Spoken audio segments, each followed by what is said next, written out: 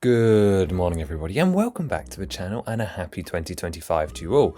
Today we're going to be discussing and just sort of giving an update to the current LEGO and Nintendo partnerships, what we might expect from this year from all of these different gaming IPs, and of course if we can expect anything new. While this channel has a focus on Zelda, of course, we're going to be thinking about what that could possibly mean for that IP and on the system on lego.com, but also of course Mario Kart, we've got potentials for Splatoon I think, and of course Animal Crossing, and we'll just have a think about where we are and see about what this could mean. Of course, none of this is based in fact apart from the stuff we already know is coming, so bear this with a grain of salt, but just take it as a sort of rough analysis and based off previous trends what we could predict to see. So starting off with the themes we already have, I wanted to start with Animal Crossing. We've recently just had our Wave 3 launch on January 1st, and I don't think there's any signs of this theme stopping. It's only been going for about 1 calendar year at this point. Usually short themes at least last 2 when we look at the shorter ones like Avatar movie, and of course Animal Crossing is sort of beyond movie, meaning it doesn't really have a tie into games that specifically, meaning it can go on for, well, forever. Although it does question, I don't know how much longevity this theme does have, because there are only so many buildings and locations, and obviously we've still got stuff like the museum to go, and various city hall buildings, and of course they could always go for more camper vans, more houses. We've got Villager obviously still to get, and then you could even go back to some of the classic games like we saw with Mario sets like Big Bad Island, or the D2Cs. I do think this theme has more repetition in its future rather than unique builds. That being said, I think one of the likely things we could see within the next year might be a design your own home kit. I could see this having some potential as sort of like a builder box, although these days those seem less likely outside of themes like Minecraft, so who knows. Either way, I think this theme easily has another year or 2 left in it, and the partnership seems to have been successful and strong, had a lot of media traffic. I never see the sets on particularly deep discount, at least not here where, well, not in America, where you have the really deep sales. So I think this theme is in a good place, and will continue for a little while longer, well into 2026 for sure, especially with Sonic doing so well as well. As for Mario, of course, Mario just launched into Mario Kart for its January 2025 wave, and we have no idea how long this is going to continue for. Now, because they just re-released the starter courses, it seems safe to assume that the course builder system and the digital figures are here to stay for at least another 2 years, based off a 3-year life cycle, which, to be fair, the original starter courses were actually lasted longer than, with the new starter courses, which are worse, coming into effect about 5 years on. Now, they've learnt a lot, and they're definitely trending away from the full course builder aspect while still keeping all of those interactive elements. The sets are now more so based around just general play, with the same blocky style, and of course with the interactive elements as well. Mario Kart seems to have gone over well, although the normal people still complaining about the digital figures, but I would argue that it would be improbable to expect no more Mario Kart sets in the summer. If I had to hazard a guess, I reckon one of the 18 plus D2Cs will be Mario Kart based. I'm assuming, I don't know, maybe standard kart but big, like a creator expert car, or maybe Rainbow Road or something like that, something super iconic that we couldn't get in the play scale. So I imagine that there will be some more karts, maybe some more raceway stuff in the summer wave, but I could also see a reality where we have just some normal Mario, Luigi and Peach sets. There has been rumours flying around of a new starter course for summer of 2025. While it has the same price tag, I would be cautious of this being a new character, as it does not seem in their MO to introduce a 4th interactive character, as kids only have 2 hands. This is not me saying it's not possible, and obviously if leakers say, but given their pretense to be wrong a lot of the time, I would argue that if it's going to be a starter course, it will be an interactive Mario with kart, very similar to the standard kart set, but that actually includes maybe a new outfit of Mario, or Mario that's like physically fused to a race car so that it has a completely different set of interactions. I would argue that is more likely than a Wario or a Waluigi, given Nintendo's own preference against them. But then again, I'm happy to be proven wrong.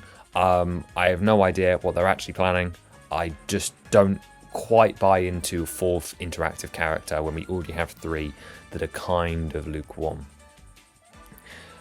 That being said, I believe that the Course Builder Stage 2 sets, which is what I'm calling these summer 2024 onwards course builders based off those new starter courses, will continue nice and strong, and we will see elements that build into this and Mario Kart for the foreseeable future. I do not see this system changing until 2026 at the earliest, more likely 2027. The only caveat there being Mario Movie 2 coming out in 2026, which could be a turning point because I doubt LEGO would want to miss out on a second billion-dollar hit.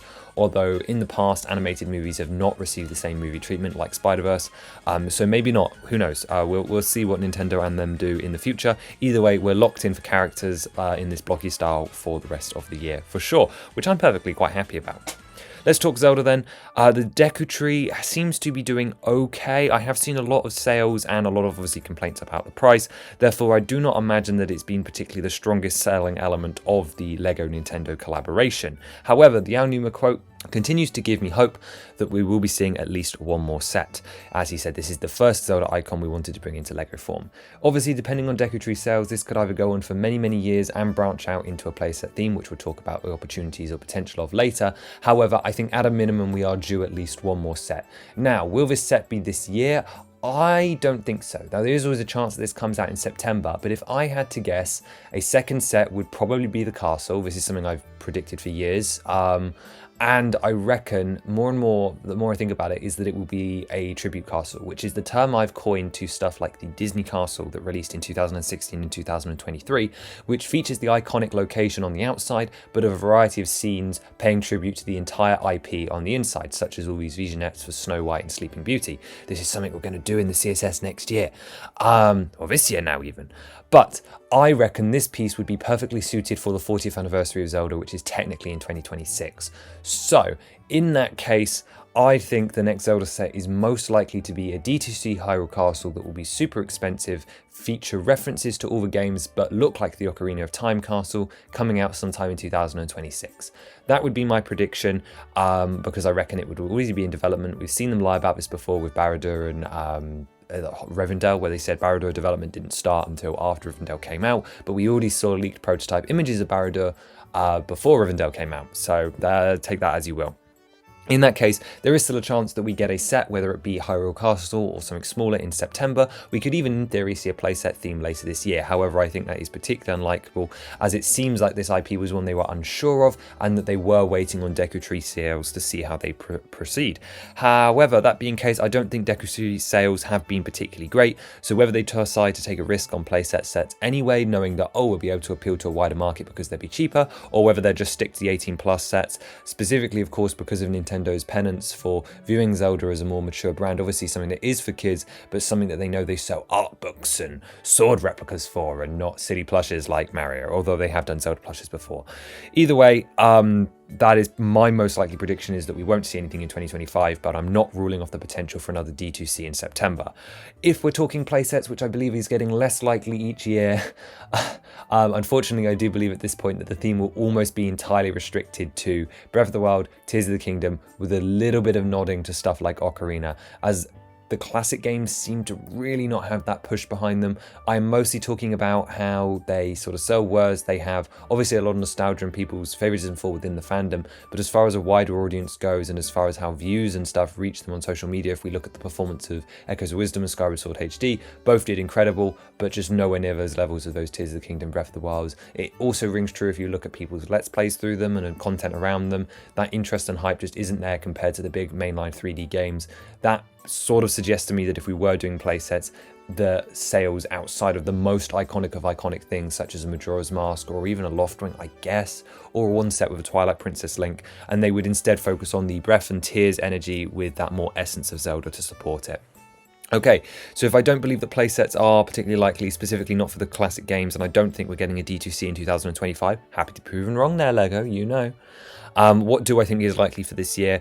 I think that there is a 40-60 chance we get the troll option, which sees us either get a Link keychain, a Link and Zelda brickheads, or a foam sword of the Master Sword. Now that last one's more of a joke because I don't think that has happened in years outside of Ninjago weapons, especially being licensed, and also again Nintendo's penance to sort of limit certain things. I also think brickheads is fairly unlikely, which is weird given that obviously we've had the Mario license for 5 years and Nintendo haven't let them do a Mario brickheads.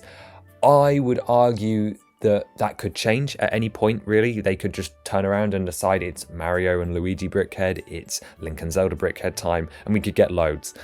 They must be in talks about it, but it hasn't happened yet, so we'll leave that off the table. But potentially we could see a Brickhead this year to continue the Zelda theme, or I do think there's a 50-50 chance we see a keychain this year. I don't know, it's happened with IP before. Again, no Nintendo IP, but that's because the Mario characters haven't been suited to it, although there is nothing stopping them doing a Goomba keychain. We haven't seen it with Animal Crossing yet, but that only came out last year, so if we see a Tom Nook or an Isabelle keychain this year, Link or Zelda are not very far off the horizon, and I will buy those. Okay, so as we talked about all of those, I think the only other one left on the table for Zelda is the Book Nook trend, which is supposedly starting in 2025. Now, obviously, you're going, Octane Zelda is in a book. Why would you do this? Yeah, fair point. They're doing, supposedly, a Harry Potter one and a Lord of the Rings one, which I'm very excited for next year, or this year. I need to stop saying that next year for 2025. But I do think that Zelda could potentially fit into this sort of genre too. However, I actually think the most likely next Zelda set we will see outside of a D2C in 2026 for the 40th anniversary is part reusable sets. We've talked about these before on the channel. These are small dioramas or setups that reuse all these new molds that they created for the Decatry set in 2024, and to get their money's worth, they can design some quick, cheaper, easier sets that give people those figures they desire, that also bring a new and iconic location that will sell like hotcakes. We're talking from that 60 to 100 pound format, considerably, I would argue, like dioramas. However, I'd prefer to see them without black bases and instead in landscape setups like the Marvel ones, but obviously slightly better because for an older audience, you could go 18 plus, or to be honest, I would like to see 10 or 12 plus. I think the most likely example for Breath of the Wild is a Guardian, specifically Link's final stand from the end of Breath of the Wild. Not only would this make this incredibly morbid, but you'd get to reuse the Link and Zelda hairpieces, give Zelda a new outfit, give Link some dirty clothes, or don't. Reuse the Hylian shield and Master Sword as well, which reuses about 4 of the molds and all of the specific to Breath of the Wild prints. Only things you need new are Zelda's outfit. Then you give us a brick-built Guardian, which there have been so many knockoffs of and so many fans, it would sell so well. So many people would buy multiple copies as well. I think, yeah, a Guardian set featuring Zelda in her praying dress and Link in his champion's tunic would be the most logical choice for a follow-up set, just because it would be so cost efficient. The other one is the Ocarina of Time version, which would be Lon Lon, just giving us adult and child Link, Epona. Although that one does require more molds because you'd have to do Malon. You could avoid Talon, but we could do Lon Lon. That would be another one that would sell very well if you wanted to reuse those pieces. You'd be able to reuse the Master Sword, Hylian shield, and Link's hair for that one, but not so many of the new molds, I think. I guess you'd put the Ocarina Time and it evens out to the Breath of the Wild ones. Obviously it would sell just as well, but you would also require new stuff like Malon, although I do wonder if you could just recolor Zelda's hairpiece for that and get away with it. It'd be a little cheeky because obviously it's not identical, but anyway, this is besides the point. I think that part reusable sets are potentially the future outside of big D2Cs. I really don't know about play sets. I would love to see this theme go on for years, even if it's one set a year, although I would prefer more than that. But I think we could see, especially if Lord of the Rings sees success with its smaller sets, this other fantasy IP, get mid-range sets that appeal to that cheaper one and get more out of the molds that already exist. Okay, a couple of other IPs for consideration. Back when Zelda was taken off LEGO Ideas, Splatoon was also removed. Back at the time we were like, I don't know what this means, maybe they've just decided it's not appropriate. I think it's pretty safe to say that we're getting Splatoon sets either after Animal Crossing or at some time in the next 2 years. I don't expect these to be digitally integrated. I expect them to be along the lines of the Animal Crossing sets, where they'd be small play sets with various different shooter terrain, I guess like the Overwatch sets. I don't know how long a theme like that would last. It feels like it has even less of a shelf life than, say, Animal Crossing.